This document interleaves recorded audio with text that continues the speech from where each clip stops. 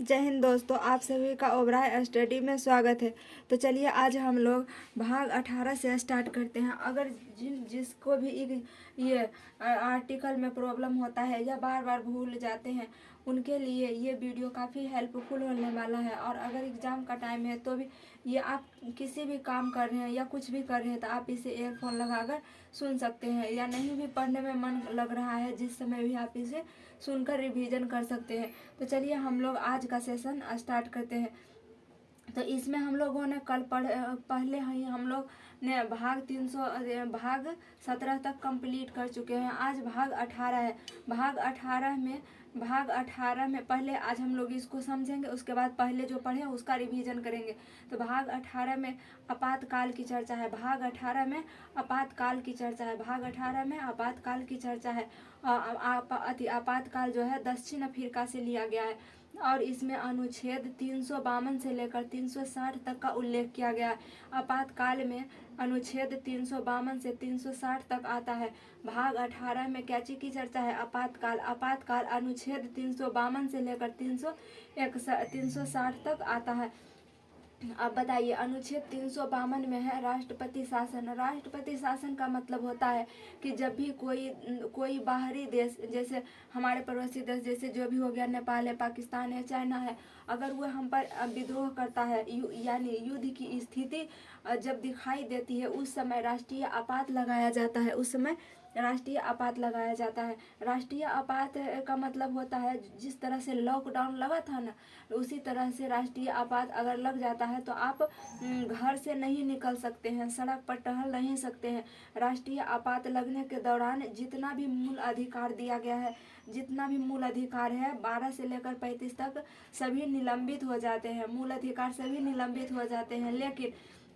लेकिन अनुच्छेद 20 और 21 को छोड़कर, अनुच्छेद 20 में था ना, एक अपराध की एक सजा, और 21 में था प्राण, दैहिक एवं निजता की स्वतंत्रता, ये दोनों बाधित नहीं होता है। बाकी राष्ट्रीय आपात लगने पर सभी मूल अधिकार खत्म हो जाते हैं।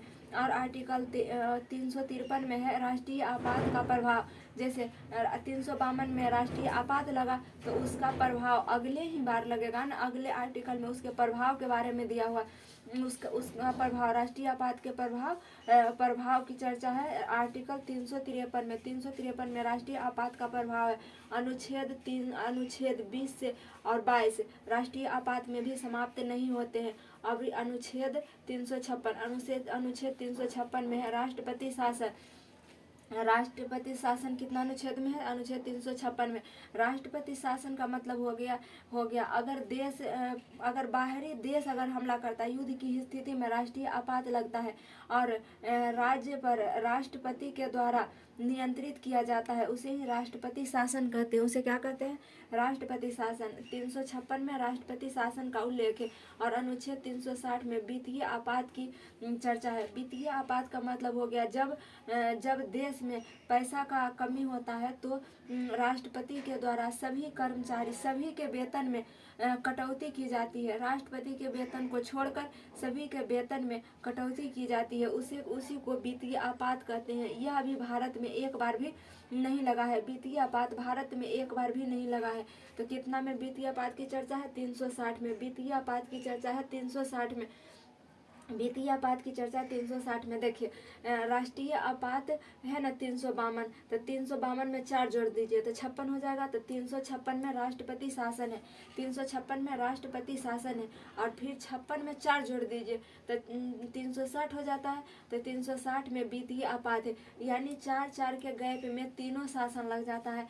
राष्ट्रीय आपात 4 जोड़ के राष्ट्रपति शासन, 4 जोड़ के फिर वित्तीय आपात, ये तीनों प्रकार के आपात लग जाते हैं 4 के अंतराल में। ठीक है। भाग 20, उसके बाद समझेंगे भाग 20। भाग 20 में है संविधान संशोधन। ये हम पहले ही सब समझ चुके हैं कि संविधान संशोधन का मतलब होता है कि जब हम संविधान में जो भी अनुच्छेद दिए गए हैं उसको पढ़ने में हम असंतुष्टि महसूस करते हैं तो हम उसमें संशोधन करके संशोधन करके उस भाग में परिवर्तन, भाग या आर्टिकल में परिवर्तन करवा सकते हैं और अलग से नया भाग अलग से नया आर्टिकल जोड़ सकते हैं। जैसे कुछ भी हो जाएगा, 368 के क ख, 360 के क ख ABCD कुछ भी जोड़ के अलग एक बना सकते हैं। लेकिन संविधान संशोधन संसद ही करता है। संविधान संशोधन कौन करता है? संसद करता है। संविधान संशोधन कौन करता है? संसद करता है। बताइए, संविधान संशोधन की चर्चा अनुच्छेद 368 में। संविधान संशोधन की चर्चा अनुच्छेद 368 में। संविधान संशोधन की प्रक्रिया अनुच्छेद 368 में। अनुच्छेद 368 में ये हम लोग आपातकाल देख लिए और भाग 20 में संविधान संशोधन देख लिए। इम्पोर्टेंट आर्टिकल यहीं पे समाप्त हो जाता है। हम लोगों ने कंप्लीट आर्टिकल पर वीडियो बना चुके हैं। अब उसके बाद हम लोग उसका रिवीजन करते हैं। आर्टिकल 1 से लेकर 395 यानी सारे इम्पोर्टेंट आर्टिकल का एक साथ 5 मिनट में फटाक से रिवीजन कीजिए। बताइए, भाग 1 में क्या चीज़ है? भारत राज्यों का संघ है। और आर्टिकल 1 में क्या है? आर्टिकल जो भाग 1 में है वही आर्टिकल 1 में है, भारत राज्यों का संघ है, यानी भारत राज्यों का यूनियन है। भाग 1 में आर्टिकल 1 से 4 तक आता है। भाग 2 में नागरिकता का अधिकार है। भाग 2 में नागरिकता की चर्चा है। इसमें आर्टिकल 5 से 11 तक आता है। 5 से 11 तक। इसमें एक आर्टिकल इम्पोर्टेंट है, आर्टिकल 11। आर्टिकल 11 में जो है आर्टिकल 11 में है कि नागरिकता कानून गृह मंत्रालय बनाते हैं। नागरिकता कानून संसद बनाते हैं। तो संसद में भी कौन बनाते हैं? तो गृह मंत्री बनाते हैं। और भाग 3 में है, भाग 3 में मूल अधिकार की चर्चा है। और मूल अधिकार में अनुच्छेद 12 से लेकर 35 तक है। अनुच्छेद 12 से लेकर 35 तक है। मूल अधिकार 6 प्रकार का है। मूल अधिकार 6 प्रकार का है, जिसमें आर्टिकल 14 में है विधि के समकक्ष समानता। आर्टिकल 15 में है, आर्टिकल 15 में है कि धर्म, लिंग, जाति, धर्म के आधार पर भेदभाव नहीं कर सकते हैं। 16 में लोक नियोजन है, यानी सरकारी नौकरी में छूट है। 17 में अस्पृश्यता का अंत है। 18 में उपाधि का अंत है। 19 में अभिव्यक्ति की स्वतंत्रता है। 20 में आर्टिकल 20 में एक अपराध की एक सजा है। 21 में प्राण, दैहिक एवं निजता का अधिकार है। 22 में गिरफ्तारी से संरक्षण है। 23 में बलात्, श्रम एवं बेगारी है। 24 में 14 वर्ष से कम उम्र के बच्चा को 14 उम्र से कम उम्र के बच्चा को खतरनाक काम में नहीं लगा सकते हैं। आर्टिकल 25 में अल्पसंख्यक अंतःकरण की स्वतंत्रता है। और 29 में अल्पसंख्यक की चर्चा है। और 32 में संवैधानिक उपचार की चर्चा है। और 31 में पहले संपत्ति का अधिकार था, लेकिन अब वो हट गया और वो 300 के क में चला गया है। अब भाग 4 में क्या है? नीति निर्देशक तत्व, यानी इसी को इंग्लिश में DPSP कहा जाता है। इसमें अनुच्छेद 36 से लेकर 51 तक है। 36 से लेकर 51 तक। इसमें इम्पोर्टेंट आर्टिकल है आर्टिकल 39 में है स्त्री पुरुष के समान वेतन। और 39 के क में है निःशुल्क विधि सहायता। 40 में पंचायत की चर्चा है। और 42 में प्रसूति सहायता है। 44 में समान सिविल संहिता है। 46 में आर्टिकल 46 में, उसके बाद आर्टिकल 47, ये सभी इम्पोर्टेंट हो जाता है। तो हम लोग आगे समझेंगे कि आर्टिकल 44 में क्या चीज़ है? सिविल संहिता है, समान सिविल संहिता। 40 में पंचायत की चर्चा है। और 39 के क में निःशुल्क विधि सहायता है। और 40 में स्त्री पुरुष के समान वेतन है। और 42 में तो बता ही दिए प्रसूति सहायता। 44 में समान सिविल संहिता है। 46 में SC/ST की चर्चा है। 46 में SC/ST की चर्चा है। 47 में मद्य निषेध पर प्रतिबंध है, यानी शराब पर या जो भी नशा का चीज़ है उस पर प्रतिबंध है। 48 में पशुपालन, कृषि की चर्चा है और पशु हत्या पर रोक है। 48 के क में वन्य जीव संरक्षण की चर्चा है। 49 में है कि राष्ट्रीय स्मारकों की रक्षा करना। 50 में है कि कार्यपालिका न्यायपालिका अलग अलग है। और 51 में है अंतर्राष्ट्रीय शांति। 51 के क में है कि मूल कर्तव्य वर्तमान में 11 है। अब हम लोग भाग 5 को रिवीजन करते हैं। भाग 5 में क्या चीज़ था? भाग 5 में है संघ की चर्चा है। संघ 52 से लेकर 151 तक। संघ में आर्टिकल 52 से लेकर 151 तक आते हैं। उसमें सबसे पहले राष्ट्रपति की चर्चा है। राष्ट्रपति 5 सालों के लिए राष्ट्रपति बनाए जाते हैं। राष्ट्रपति की योग्यता होना चाहिए कि भारत के नागरिक हों, उनका उम्र 35 वर्ष होना चाहिए, तभी कोई राष्ट्रपति बन सकता है, वरना राष्ट्रपति नहीं बन सकता। और उसका ट्रिक, राष्ट्रपति का ट्रिक होता है पकानी कोका दुयोदशम। प से हो गया राष्ट्रपति का पद, क से हो गया कार्यकाल। राष्ट्रपति कार्यपालिका होते हैं। नि से उनका निर्वाचन की चर्चा है। राष्ट्रपति का को से कोटा की चर्चा है। क से कार्यकाल की चर्चा है। दू से मतलब राष्ट्रपति एक बार बन गए तो दोबारा भी बन सकते हैं। राष्ट्रपति यो से राष्ट्रपति की योग्यता है। स से राष्ट्रपति की दशाएं या शर्तें हैं। और स से राष्ट्रपति की शपथ की चर्चा है। और म से महाभियोग की चर्चा है। इसमें आर्टिकल 52 से स्टार्ट करना है। 52, 53, 54, 55, 56, 57 सभी को एक एक बांटते जाना है। हम लोग ये पहले समझ चुके हैं, बस आज 5 मिनट में इसको रिवीजन करते हैं। और उसके बाद है उपराष्ट्रपति। राष्ट्रपति के बाद उपराष्ट्रपति। उपराष्ट्रपति के लिए ट्रिक था, उ से उपराष्ट्रपति होता है और उ से उसरा निका चूस भी होता है। तो उसरा निका चूस हो गया, उ से हो गया उपराष्ट्रपति के पद। स से हो गया सभापति होते हैं, राज्यसभा के सभापति होते हैं। और रा से हो गया राष्ट्रपति के कार्यवाहक होते हैं। और नि से उनका निर्वाचन होता है। का से कार्यकाल होता है। चू से चुनाव होता है। स से शपथ होता है। इसमें आर्टिकल 63 से लेकर 69 तक होता है। यहाँ आप 63 से स्टार्ट कीजिएगा, बाकी सभी को एक एक बांट दीजिएगा। तो यहाँ से यहाँ तक लेके 63 से 69 तक आ जाएगा। तो आर्टिकल यहाँ तक कंप्लीट हो गया 69 तक। उसके बाद हम लोग यहाँ इसको देखते हैं आर्टिकल 61 में क्या चीज़ है। 61 में कि राष्ट्रपति आर्टिकल 61 में है कि ये आर्टिकल 61 में कहा गया है कि राष्ट्रपति आर्टिकल 61 है। और उसके बाद आर्टिकल है 71। 72 में राष्ट्रपति का क्षमादान होता है। 72 में क्या चीज़ होता है, राष्ट्रपति का क्षमादान होता है। और आर्टिकल 61 में राष्ट्रपति का महाभियोग है। ये तो हम लोग यहाँ ही समझ चुके हैं। म से महाभियोग होता है, तब 52 से स्टार्ट कीजिएगा, तब म से यहाँ महाभियोग पर खत्म होता है। उसके बाद आर्टिकल है 71। आर्टिकल 71 में है कि राष्ट्रपति और उपराष्ट्रपति में अगर विवाद होगा तो इसका निपटारा सुप्रीम कोर्ट करेगा। राष्ट्रपति और उपराष्ट्रपति में विवाद हो जाएगा तो इसका निपटारा सुप्रीम कोर्ट करेगा। और आर्टिकल 61 में तो महाभियोग की चर्चा है, वहाँ से ही पता चल जाता है। और 71 में है कि राष्ट्रपति और उपराष्ट्रपति में विवाद होगा तो सुप्रीम कोर्ट उसका निपटारा करेगा। 72 में राष्ट्रपति के क्षमादान है। राष्ट्रपति किसी को भी मृत्यु दंड को भी माफ़ कर सकते हैं। तो राष्ट्रपति के क्षमादान 72 में हो गया। और 72 के बाद आता है 74 में मंत्री परिषद की चर्चा है। लोकसभा, ये मंत्री जो होते हैं लोकसभा के प्रति सामूहिक रूप से जिम्मेदार होते हैं। और 75 में क्या चाहिए, 75 में अन्य मंत्रियों की चर्चा, अन्य मंत्रियों की नियुक्ति और आर्टिकल 75 में है। और 76 में है महान्यायवादी एंटोनी जनरल की चर्चा है। और 79 में संसद है। 80 में लोकसभा, 80 में राज्यसभा है। 81 में लोकसभा है। तो देखिए यहाँ से यहाँ तक ये तीनों के लिए ट्रिक याद किए थे सरला।